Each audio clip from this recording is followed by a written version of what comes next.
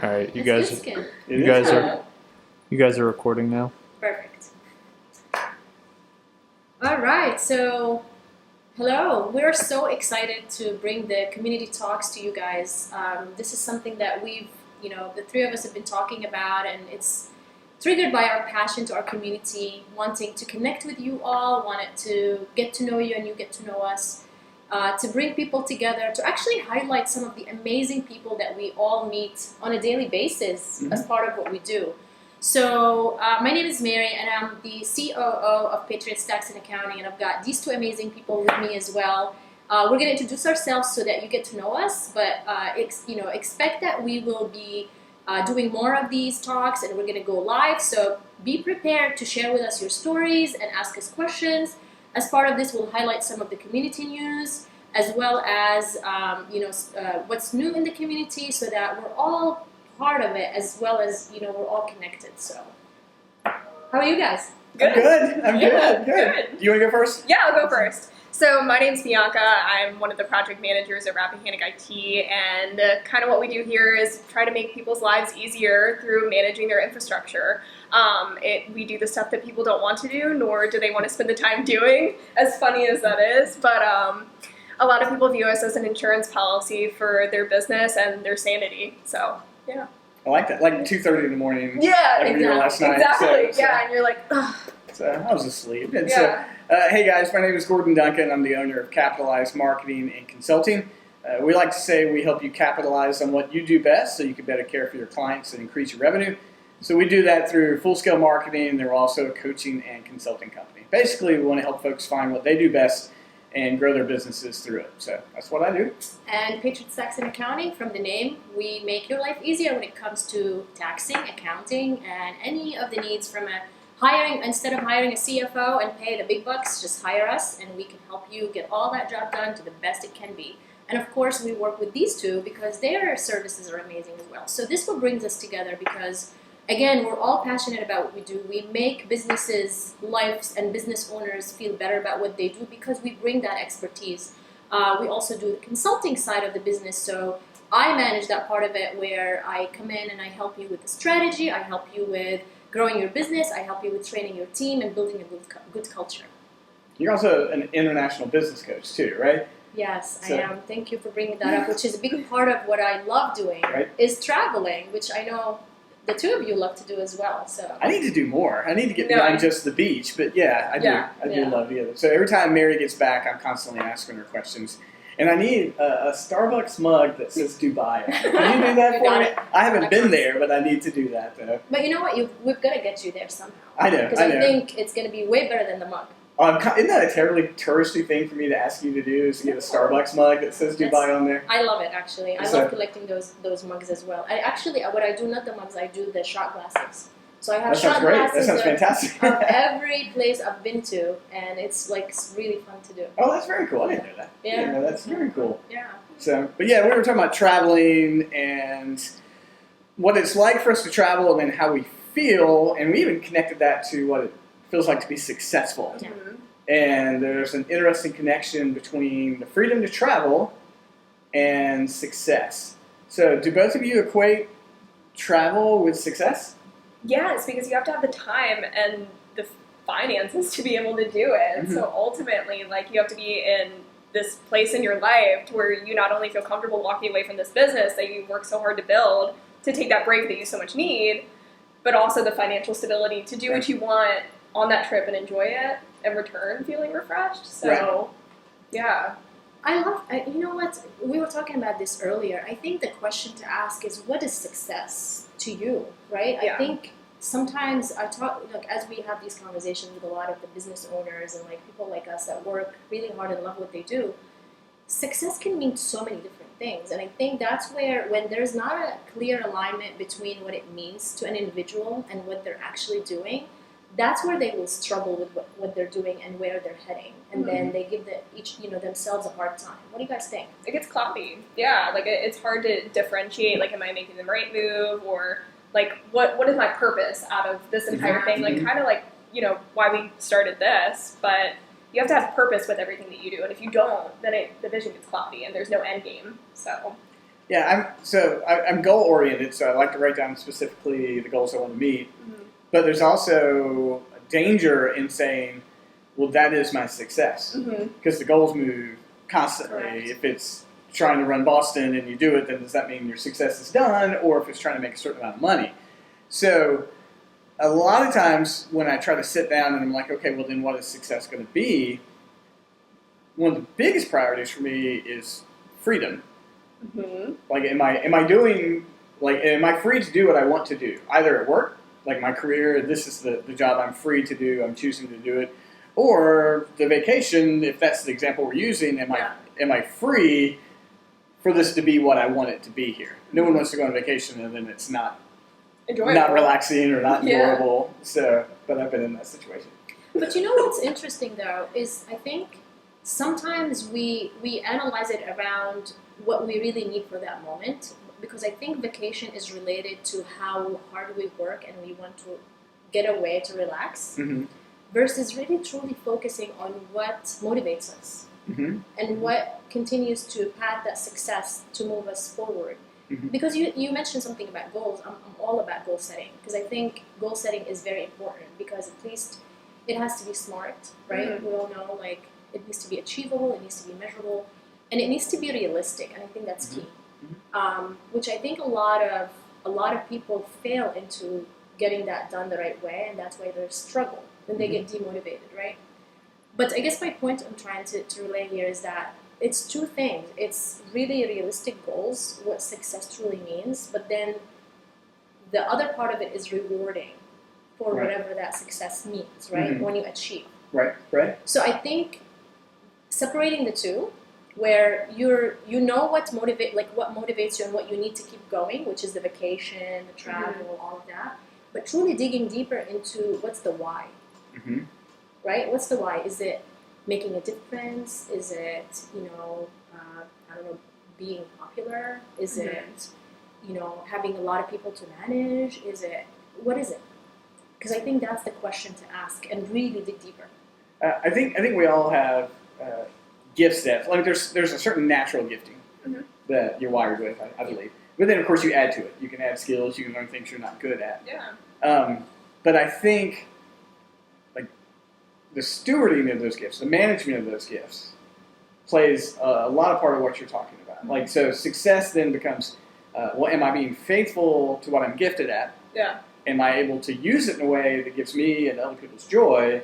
And then when you work from that, then you're able to add the other things to it. Like, here's the goal, here's the accomplishment. But I don't think anybody feels successful if they don't feel like they're naturally using their gifting. And so, do you find that in your coaching, people's goals are kind of out of line with? Very much. I mean, it's a you very just tell them? You're like, I know you're straightforward. What do you tell them? You're like, this is going to be unrealistic for you. What do you say? I say it, but not that straightforward sometimes, so that in a way that they will actually handle it. But no, I think the other thing to share is that there's certain expectations in life that you gotta get addressed in order for you to start asking the why. The realistic part is that you may not be able to ask the why at an early stage of your life unless you're lucky and accomplished. I mean, the reality is you have to go through the motion of maturing, of learning, of working, of changing jobs, of struggling, of building. I think there are certain time, and it's not age-related, by the way, but when you get to that maturity level where you're able to step back and say, okay, now something is not right. Am I doing what I really want to do? So I try to be very clear with, especially the youngsters, when they come to me and they're confused or they're like new business owners, or you gotta understand that maturity doesn't just happen. You know what I mean? Like, you don't just at a really early time of your life ask yourself, what's my why? Right. It's very uncommon, realistically. Like, you don't read a wellness book and you're like, aha, this is it. Like, it's you not. have to go through that maturity level, trial and error. You got to discover yourself. It's like growth, right? Right. So you have to go through all those experiences to get to that level where you're asking the question. So I think that's something I want to highlight, because I don't want people to feel demotivated when they're doing something because they were doing it to survive or get them to a level where they can ask the question. Right. Right? Because we don't always get to fulfill our why at certain stages of our life. So Exactly. so Bianca, so so you're the youngest. This is gonna come up a lot in this You can conversation. poke and Not try. just you, Nina, not just you. Was there ever a time where you ask yourself, like, what's my why? Why am I doing this? Yeah, because I feel like it's healthy to ask yourself why. If you don't ask yourself why, then like you're not pinching yourself and saying like wake up if like something doesn't fill your cup, Mhm. when you wake up in the morning. But I think to your point, like what really hit me is most of my career was in retail management for a decade. I was managing multi-million-dollar stores, large groups of people, working through culture, working through business planning and strategies, and like I found myself getting caught in this loop of like, does this fill my cup? I love these people that I work for in this specific entity, my storefront. But do I really want to be here for the next 10 years? Do I want my holidays? Do I want my weekends? Do I want to have other fulfilling relationships in my life besides the storefront that I know and I love and that I'm also very comfortable with? And I think a lot of the times, too, people relate success to being comfortable, and those are two different things, because I feel most successful when I challenge myself. So, and that's why I ended up here at Rappahannock IT. Was there like a moment that you had like an aha? Definitely. So, I went through COVID in retail, and I was one of many people to get furloughed during that time, and it was not only like scary for myself, but also being on a call with hundreds of my peers and hearing them speak like very openly, how am I going to pay my bills? My kids aren't able to go to school. Like, how am I going to take care of them? And like, when are we going to come back to work? And there just wasn't any clear answer. And I think that really hit me, and I didn't grow up very wealthy. I've always innately like lived in this element of like scarcity, not from a perspective of like, oh, I want to have like really nice things, or I want to do these things. It's sense of security, right? And so I think it clicked for me in that moment when I was, sitting there listening to all my peers, sharing these things. And I said, wow, I don't think I want to do this anymore. Like, I want to actually make an impact and actually fill my cup and be happy about what I'm doing and build genuine connections. So yeah. How scary was it? Oh my God. I was so scared. Well, one, it was COVID, and then two, like, I went through the furlough process, but then I went back to work after that. Like, I still walked back into my brick and mortar storefront, with two of my girls, and they're like, what do we do now? And I'm like, I guess we just wing it. Like, right. So, because a lot of the workforce had left, a lot of them didn't feel comfortable coming back to work, and that's completely natural. But that's the risk you take. Yeah. So, and that's amazing. Kudos to you. I mean, Thank this you. is not easy. It's amazing. It's a powerful story. What was your aha moment? Yeah. So it's same time frame. Yeah. It was 2020. At that time, I was doing two jobs. I was pastoring a church that I started, which I'll call planting. That's the terminology. And then Capitalized was sort of a side gig where I made a little extra money for the family and that kind of thing. And so in 2020, I turned 50. My daughter graduated from high school. We had a bunch of those Life events. yeah, big life events. And when we went down to the lockdown, I'm working as hard as I could at my job, but we're all at home more. Yeah. And so just began thinking and talking, and my wife Amy and I were just, where do we want to be? And the church that I had planted was in a stable spot. But for us, I mean, we spent 20 years doing that. It's not a career that really provides, or at least in my situation, had not provided for a lot. What are you going to do for the last 30? What are you going to do for your family? Yeah. And I was going to have to make a choice to go full-time with Capitalize or what. And that was the moment. I mean, we really sat down, Amy and I, and like, are we going to do this? And then there's a lot of emotional, you've got to tell people and disappoint them. And in that world, you're a pastor, and you've done weddings and baptisms and all those things, and you're telling them, I'm going to leave you. Yeah. And so wrestling with all of that. But there was a great sense of relief when we made the decision, a great sense of relief once we finally told everybody, and then literally stepping away. I mean, it was an immense amount of joy. Just because I knew I was doing what I was supposed to do. I knew I was using the giftings that I've been given, and it was just a time of life to do that. Mm-hmm. And so I can say it in the kindest way, like I don't miss it. There's I don't moments. think you're meant to miss it. It didn't fill your cup. Yeah, well, I mean, there was a season where I did, but Yeah. at that point in time, yeah, it was really time to do this. And Yeah. so I don't miss that right now at all. I don't. So how scary? Huh? How scary was it? Oh, it was. I can't say it's not scary. We've been built to control, alt, delete our life several times. When you start a church, you start from zero. So this is like the third time, maybe the fourth time we've done it. So I've got the wiring for that. The only real thing is got to make sure my family can eat. Make sure am I going to do all this, and my kids are going to be able to do the things I wanted to do. Yeah. The scariest thing was probably wrestling with people's opinions, and That's always tough. you wind up getting a brand new set of friends and those kind of things. And so maybe it didn't have to be that way, but there was a fear of that. But once I told the people that I really, really loved, people whose opinions do matter to me, I almost overwhelmingly were supportive. And so that alleviated a lot of those fears. I think that's key. I think that's something we talked about in one of the recent leadership events that you've done about exactly that, which is surrounding yourself with the right people to hear the right voices at the right time. And I think that's key because starting a business is the most scariest thing ever, especially for head of household, especially when you have kids. It's scary as it is, but when you have little creatures and human beings depending on you, and they're looking up to you, and you just don't want them to suffer through any of those decisions, Right. it becomes even way more scary, right? So that's where doubt will kick in, right? Yeah. And then that's where you want to have the right people around you to give you that voice that you need to hear, because we will start creating all these negative voices as well in our heads as we're doubting ourselves throughout the process. Well, I want to hear your aha moment, but I will say for me in that, just kind of tie that up, Amy and my girls were 100% supportive. And so, like, the family didn't doubt. No one was like, "Are you crazy? What are you doing?" There was none of that whatsoever.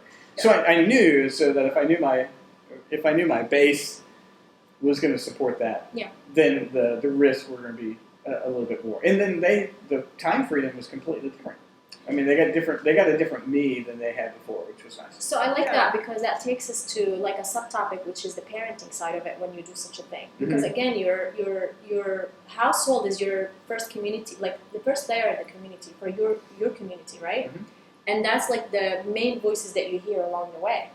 And I think alignment, even no matter how young kids are, right? So like what did you do? Did you bring them together and said, "Okay, guys, this is what we're doing. This is what it's going to look like. This is what we need." Like, So I'll share two stories. When we moved here to Virginia and we had that story, they were not happy with it. They were much younger, so that meant leaving schools change and stuff, selling the house and all. And we're going where? I don't know if they'd even been to Virginia. And so, but here, we sat down and. For my crowd, you got to go, okay, there's nothing wrong. You got to leave. As soon as you have that family meeting, there's like no one's sick, nothing's wrong, that kind of thing. And just said, hey, I'm going to put in my resignation. We're going to do this. And I mean, it was immediate acceptance on their part. And so to not go into that too deeply, but in that world of starting a church, one kid sings, one kid plays guitar, one kid stacks chairs, and then there's also expectations placed on family members, which are not fair, because I'm the employee, if you want to look at it that way. So for them, they were being freed up as well. Some of the expectations that maybe I should or shouldn't have put on them for what we did day to day, they were freed up as well. Yeah. And so they were incredibly excited. They had tons of questions, well, some questions, but I mean, they trust us. They figured we were doing the right thing. So that helped a ton. Yeah. They get committed to the whole process as well.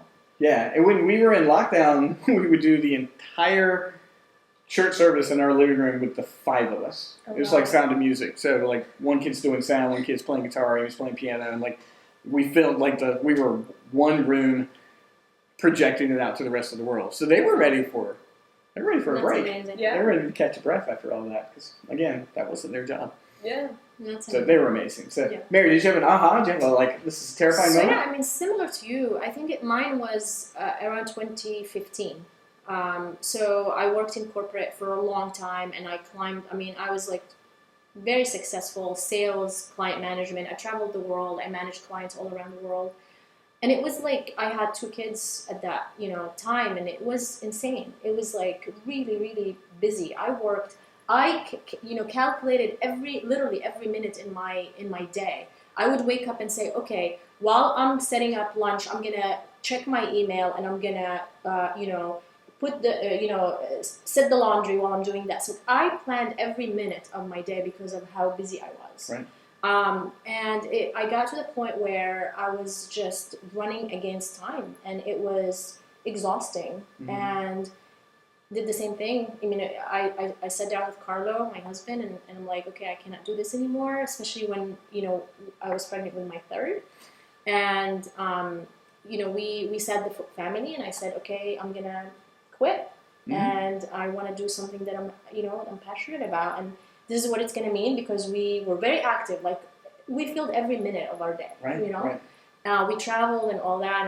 And I worked in an industry where it's entertainment. So wherever I go, like, they would come and enjoy. Like, we had always VIP treatment to like amazing attractions around the world.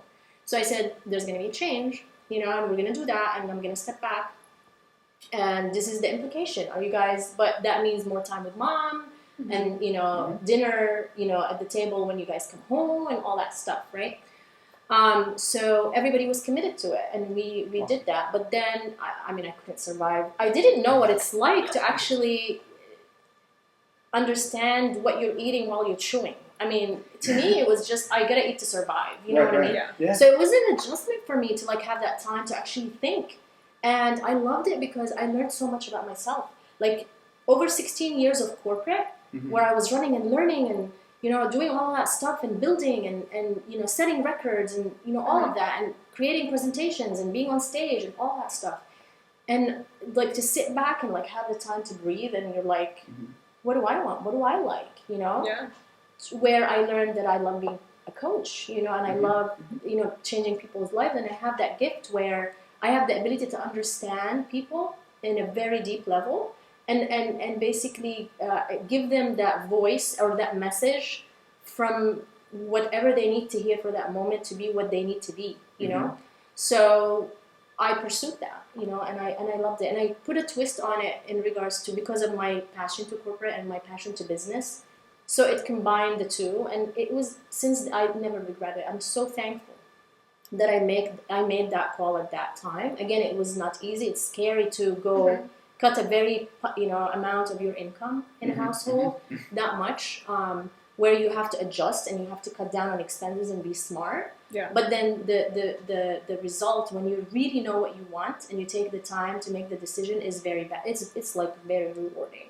So I'd love to ask both of you. I mean, I had people ask me, like, are you sure? I had one person say, are you crazy? Because, again, this is 2020. It's not a great time typically to make decisions like this. Yeah. To leave a secure salary to do something on your own. And I even had one person come back and say, you get one chance to walk this back. If you mm-hmm. want to walk back, you can walk it back. Mm-hmm. And I didn't have I didn't have any hesitancy at that point in time.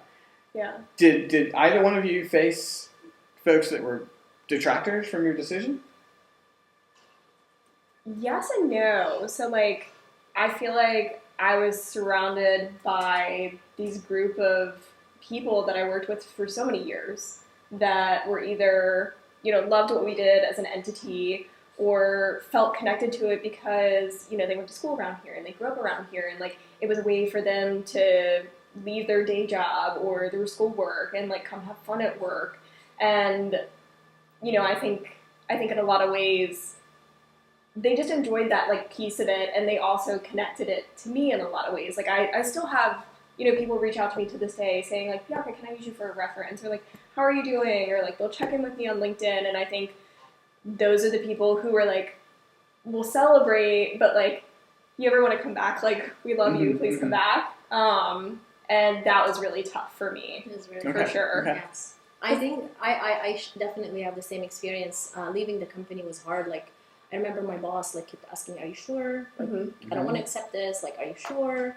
And then talking me through it. And then the CEO, same thing. It's hard because you get emotionally attached And then we get to that comfort zone of, Mm-hmm. you know what's hard, super hard, is starting over.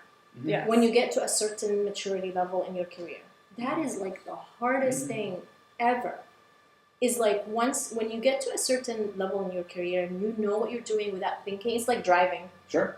You first like you're following all the directions and you're by the book and you know all these things are flying through your head, like you cannot hold a conversation because you're so focused. All your new drivers definitely focus, no phones. But then when you know it, then you start enjoying music more, then you start enjoying conversations more. I think same thing in career. Like you start and it's so overwhelming because you're learning so much and you're trying to discover your skills and getting feedback and all the struggles. But then you start over and you're like... So what's harder, the identity shift or the skill set you have to learn? For either one of you guys. You go first because I feel like you...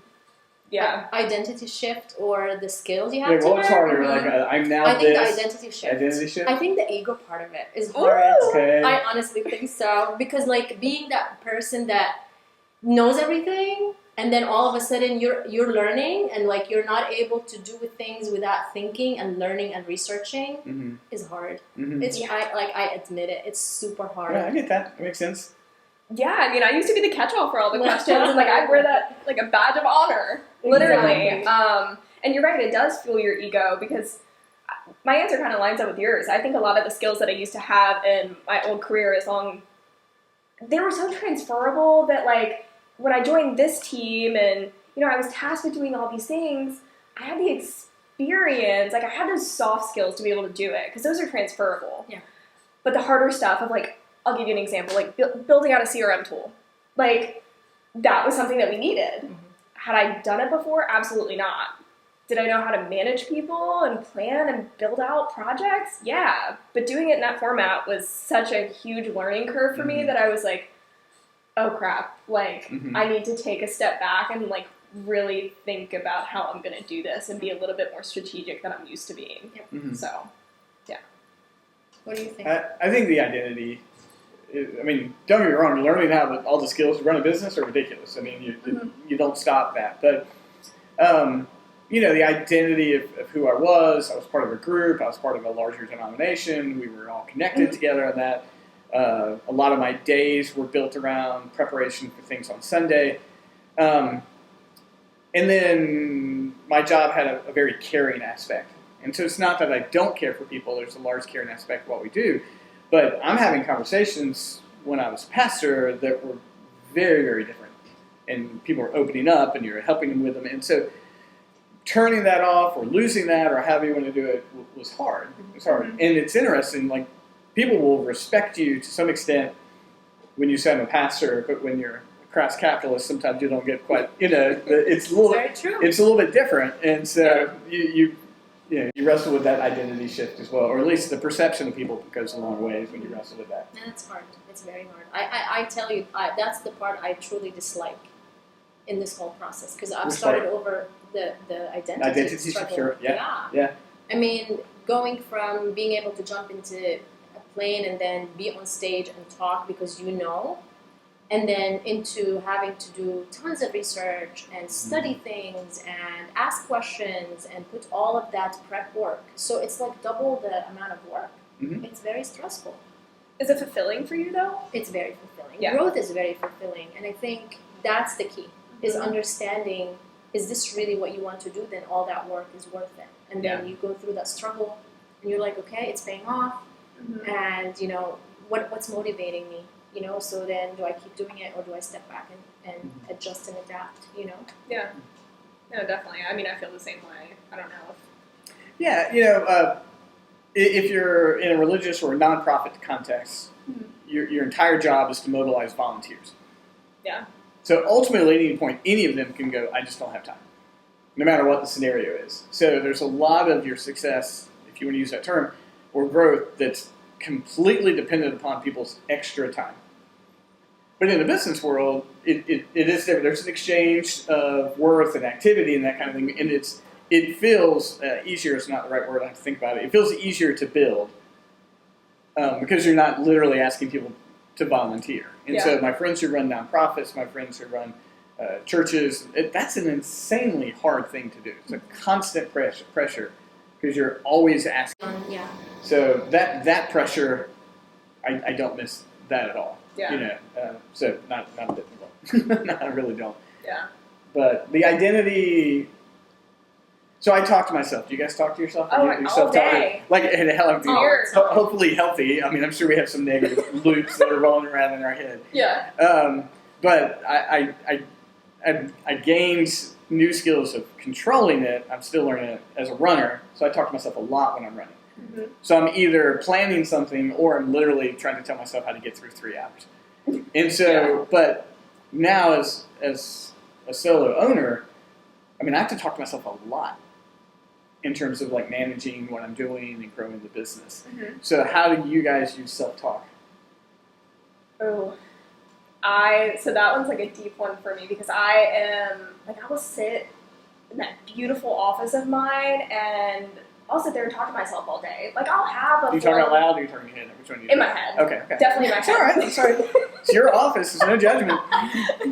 No, I feel like the guys would definitely think I was crazy if I was sitting in there talking. But that's to why I myself. have so much candy, right? You're like, Yeah, That's exactly. don't tell. Yeah. That's right. Here's your bride, right? Yeah. But I feel like I like talk myself up and then I like talk myself back down. Like I feel like I'm very solution driven in my mind when I talk to myself. Mhm. So, and that's the business that we're in is, somebody presents you a problem. What's your solution, Bianca? What's your solution? Like, You're a do you, project. I mean, you're a Yeah. project Manager manager. at heart, Project that makes manager. sense. Yeah. So your self-talk is very project management, but about you. Total. Yeah. Okay. Exactly. So project manage So yourself. like, I know everybody's probably had this scenario happen to them where they like retype the same email 5 times. Mhm. Like, and sometimes I still do that to myself, Yeah. and Sure. it's the ego part.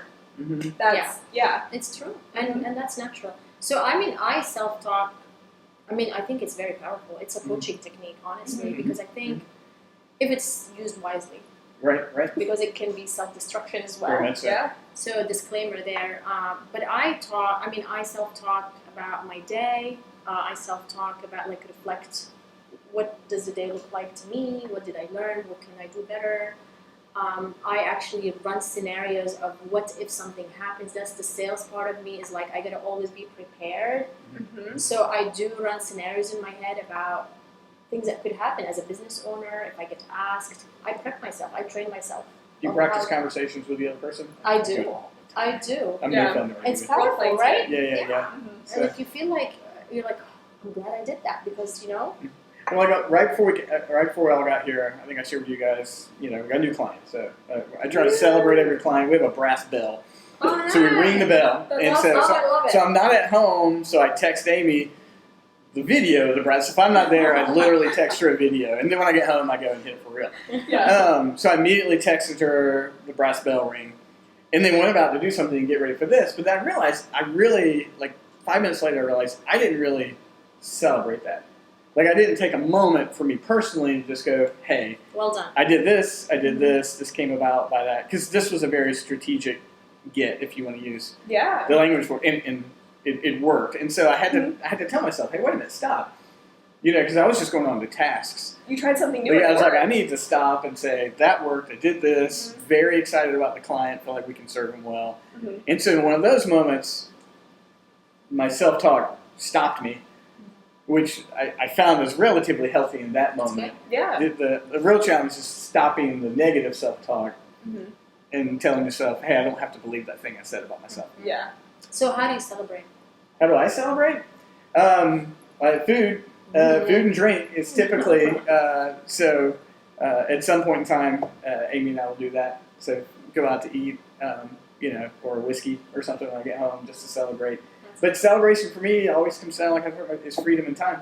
Yeah. So will I get some time that's absolutely mine this weekend or something for Amy? That's how we typically celebrate. It's food and drink. Going out to eat is usually the best thing. That's nice. What about you, Bianca? Oh my gosh. That one's a hard one for me. Sorry, I'm too honest to like put this fluffy answer together of like, No, please. Tell us the truth, yeah. yeah, no, I mean, I'm so bad at slowing down and celebrating. Like somebody else like will accomplish the smallest thing and I'm Mhm. like, woo! Like it's the best thing that ever existed, right? Yeah. Because that's what's important to me is making sure that the team collectively Everybody's feels like okay. they're contributing to this Mhm. larger vision. Yeah. But then myself, I'll like close a deal or, have like a really good meeting with somebody, and I feel like I'm more strategic about it than celebrating. So I'm like, oh yeah, like that tactic worked. Like, I should do that. It's like that. It's awful. We're gonna hold you accountable. Yes. And you know what? Every time you forget, you're gonna invite us to dinner. That's right. That's right. That's right. We'll celebrate. Yeah. So, We'll celebrate. how do you celebrate, Mary? I mean, there's many ways I do. I love food. I mean, everybody knows me. Knows how much I love food, and I love dessert. I mean, sweets is a big thing. So I treat myself to like all that stuff. We go out. I like to buy myself stuff. So like I like to shop and buy myself stuff, which is something I relate to. Again, like it's very important to appreciate yourself, which is something I learned later. I was exactly like that. I was always focused on motivating people and seeing them successful and like making sure that they're happy. And like I said, that was part of my aha moment, is to know what about me? What do I want? What do I like? So I started doing that. I do that. I love to travel. I reward myself with travel because I absolutely love traveling. So yeah, different ways, but I make sure I don't miss any celebration moment. Yeah, I think wrapping this back up to a prior conversation, for me with new identity, like I don't have to deny myself the opportunity to celebrate that. Whereas earlier maybe it felt like it was a no. I always had to, and so it these things should be celebrated. One, for me, it's valuing that client. Like I should value that person by celebrating. Hey, I get to serve them. Yeah. But yeah, finding ways to specifically say I'm celebrating this, and I'm not going to make any excuses for it because it's worth celebrating. How much time are we? 35 minutes. So I think we're good. So we can wrap up. Yeah. So last question before we kind of move to our next section. Do you feel like sometimes you don't celebrate because you don't feel like you've achieved that level of accomplishment that you were seeking, so you don't take a moment to actually pat yourself on the back? Me? Yeah. I feel like I celebrate most every. I think I've got to learn like levels of celebration. I feel like I celebrate things well. Okay. Good. Like I will admit. So when I finally ran the Boston Marathon. Like I didn't know how to celebrate. I knew how to celebrate qualifying, which is weird because I spent year and year qualify. Well, that took 11 years. But then when I ran it, I literally didn't know. Like I had dinner with strangers. Nice. Well, And so I was like, because the family wasn't there, that they couldn't be there, and so I was walking around like I literally don't know what to do. Yeah. In this moment, I had prepared to celebrate a little bit, but I didn't know how to celebrate the big thing. And I think I've got to think more specifically about like what maybe even give it to if I do this, I'm going to get this thing. Maybe I need to start thinking ahead of time. Yeah. What a celebration looks like. Yeah. Nice. So let's move on to talking about what's the news in the community. So there's a lot of exciting things happening, right? Yeah, we went to Duly Noted on downtown. I love that. I want to go there so Yeah. bad. I just love that store. It's stationery and pens. Love it. So yeah. My childhood is like wrapped in that store, collecting pens and pencils. Amy was very excited. Where they had it was National Stationery Store Day, which Oh, is that's awesome. Yeah. definitely made up, but that's okay. Yeah. And they had good coffee, and the owners were great, and their dog was there, so Emma was happy to play with the dog. That's And cool. so, but it is a unique store. It's bright. It's got a little garden in the back. Yeah. And yeah, I just felt like, there's a lot of boutiques downtown, but I felt like it stood out. It's different. It's It niche. stood out. Yeah. And they talked about changing for all the seasons and bringing in different merchandise for the seasons. And so I just thought they were incredibly nice. Yeah. They were really, really, like genuinely, you're like, oh, I'd like to have dinner with these guys. Yeah. So it was nice to see I them. love it. We should maybe have them. We should, because they made a choice to move from Georgetown to here, specifically because they felt like more genuinely locally kind folks than maybe a less of a touristy area. They felt like they were kind of touristy before. Yeah, that's So, awesome. Yeah. I can't wait to go. You went, right? Yeah. You told me a notebook. Took way too much of my money, Yeah. but well spent. And the notebook that I'm actually sitting here with is from them. I bought a planner. I'm like really into that That's stuff. awesome. So if you were to see my desk right now, I have an array of pens So, from them. help me out here, because all of my household is the same way.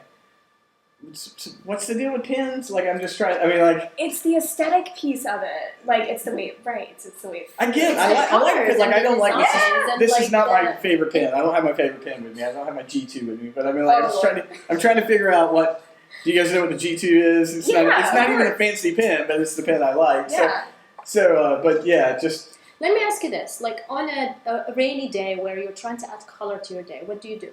on a rainy day when I'm trying to add color to my day. Wow, what a question.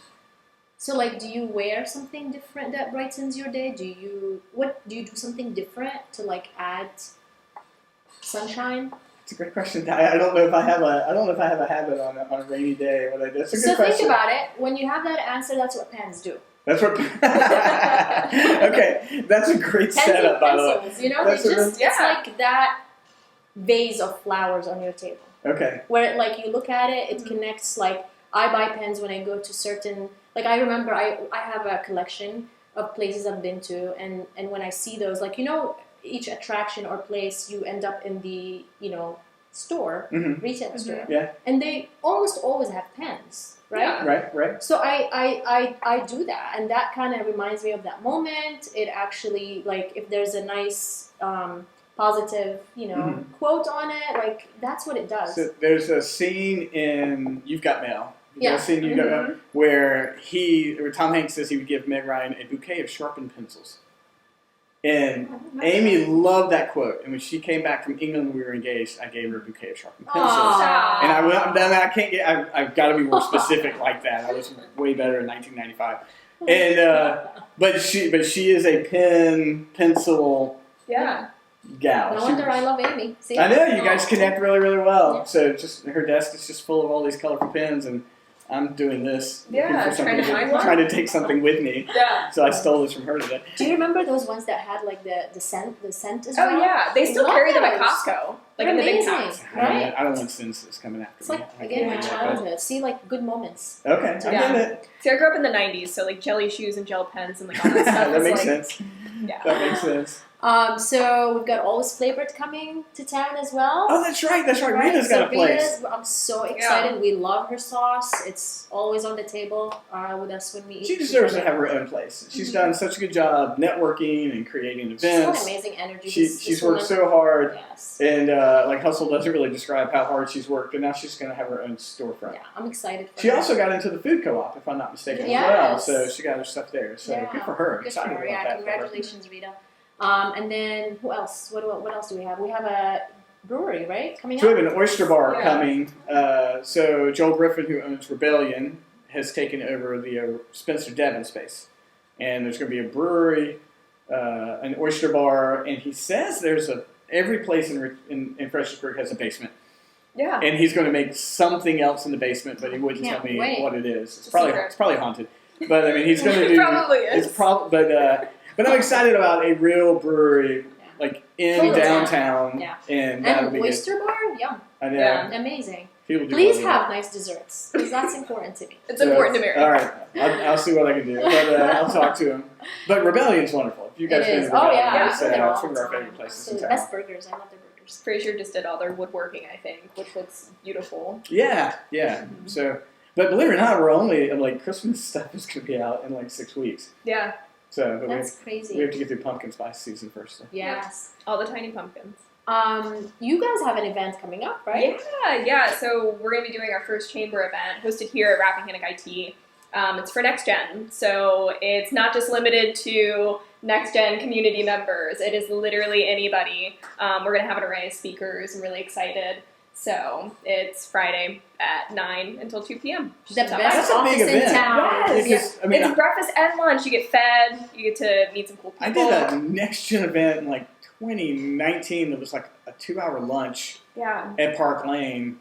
I like the idea of making it like a longer event. Yeah. So I think that's fantastic. We wanted it to be more kind of circled around networking and like listening and having the opportunity to actually mingle, rather than like where you get up, you listen to a speaker, and then maybe you get the chance to talk to them after. Like we really want it to be a connecting experience rather than I love it. Fantastic. And And that's a of course- series, right? yeah. So we Okay. were hoping to do more, maybe once per quarter. So yeah. And you know what?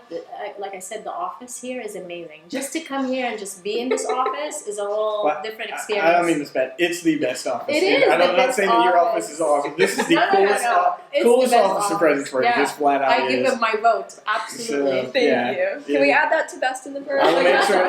Yeah, we make that. You got my vote for You'll sure. get that. So that's perfect. All right, so I think that wraps up our day. I It's mean, fun. we've got so much in the community. We're so excited to keep coming and seeing you. But We're bringing guests too. We're going to Yeah. in person and I guess online guests as well at some point in time. and we'll be live, so be prepared to We'd love your feedback actually. So maybe we do some type of survey or something to Yeah, like it'd be know the great. timing. And we should all tell everybody where you want to be found. Like, Yeah. So what's your website? Where do you want to be found? So you can always find all of our contact information at rappahannockit.com. I'm the worst at social media. Please just reach out to the website. I will email you back, I promise. Perfect. Our website is capitalize.biz, but honestly, just go to Instagram, Capitalize Marketing. I think that's where you get the best representation of who we are, but capitalize.biz is our website. And of course, we are the same. So patriotstaxservice.com. We're on social media at Patriots Tax. So we're on Instagram, we're on Facebook, and then at Mary G. Tannous, which is my Instagram. But you'll see all that information on the bottom. Mm-hmm. And then please comment, give us any feedback, give us input, give us your ideas. We would love to make this as fun as possible. This is a time where you can just step away from all that pain during the day and hard work and problems and traffic and especially on Route 3, so that you can just have fun with us and we have fun with you and we want to take all your questions. So thank you for being with us. Awesome. Thanks. I had Thank fun. you. I had a blast. This is Yeah. going to be a lot of fun. Bye, guys. Thanks. Bye. Bye.